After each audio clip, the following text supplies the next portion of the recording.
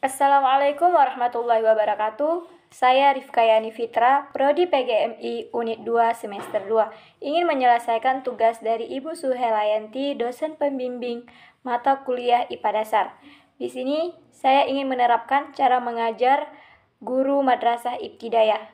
Di sini saya akan menjelaskan kepada kalian semua tentang ekosistem makhluk hidup. Nah, untuk adik-adik semua, ekosistem adalah hubungan timbal balik antara makhluk hidup dengan lingkungannya. Sedangkan ekologi adalah ilmu yang mempelajari hubungan timbal balik dengan lingkungannya. Nah, kita sudah mengetahui pengertian ekosistem dan juga ekologi.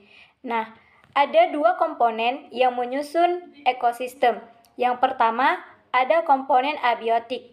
Komponen abiotik adalah komponen penyusun makhluk hidup yang tak hidup. Contohnya ada tanah, air, udara, dan juga cahaya matahari. Komponen yang kedua yaitu komponen biotik. Komponen biotik adalah komponen yang menyusun makhluk hidup yang hidup. Contohnya ada manusia, hewan, tumbuhan, dan juga mikroba. Di dalam ekosistem ada 3 golongan. Yang pertama produsen. Produsen adalah makhluk hidup yang dapat membuat makanan sendiri. Organisme yang dapat membuat makanan sendiri disebut sebagai autotrof. Contohnya tumbuhan hijau. Banyak tumbuhan hijau di sekeliling kita adik-adik. Contohnya seperti rumput, sayur-sayuran, pohon-pohon. Nah, semua tumbuhan hijau termasuk sebagai produsen. Yang kedua yaitu konsumen. Konsumen adalah makhluk hidup yang tak dapat membuat makanan sendiri. Organisme yang tidak dapat membuat makanan sendiri sering disebut sebagai heterotrof. Contohnya hewan, manusia juga. Contohnya kalau hewan contohnya sapi, kerbau, lembu, kambing. Karena nggak bisa buat makanan sendiri, kita harus misal kayak kambing, lembu, dia kan makan rumput. Nah, rumput itu bisa membuat makanan sendiri karena dia termasuk produsen. Nah, tingkat golongan yang ketiga yaitu dekomposer. Dekomposer sering disebut sebagai pengurai yang fungsinya mengurai zat organisme yang sudah mati. Contohnya bakteri dan jamur. Nah, bila misalnya ular mati, tikus mati, ayam mati, semua organisme yang mati diurai oleh bakteri dan juga jamur.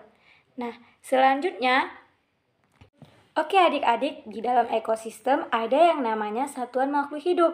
Ada 6 tingkatan satuan makhluk hidup. Yang pertama, ada individu. Individu adalah satuan makhluk hidup yang hidupnya dapat memenuhi kebutuhannya sendiri, yang secara mandiri. Contohnya seekor kucing. Kenapa seekor kucing? Karena kucing dia hidup sendiri-sendiri, nggak berkelompok. Nah, tingkatan yang kedua ada yang namanya populasi. Populasi adalah kumpulan beberapa individu yang hidup berkelompok. Contohnya sekelompok gajah, sekelompok kerbau, sapi. Nah, mereka hidupnya berkelompok-kelompok, nggak sendiri-sendiri seperti seekor kucing. Nah, yang ketiga yaitu tingkatan komunitas. Komunitas adalah kumpulan dari beberapa populasi yang hidup di tempat yang sama dan waktu yang sama. Contohnya itu di hutan. Di dalam hutan ada banyak tuh kumpulan dari populasi. Ada sekelompok kelinci, sekelompok burung, sekelompok hewan-hewan seperti gajah, rusa, zebra ya. Pokoknya komunitas ini beberapa kumpulan dari berbagai macam populasi yang hidup bersamaan di dalam hutan. Nah, tingkatan yang keempat ada ekosistem. Ekosistem adalah hubungan antara komunitas yang ramai tadi dengan lingkungannya.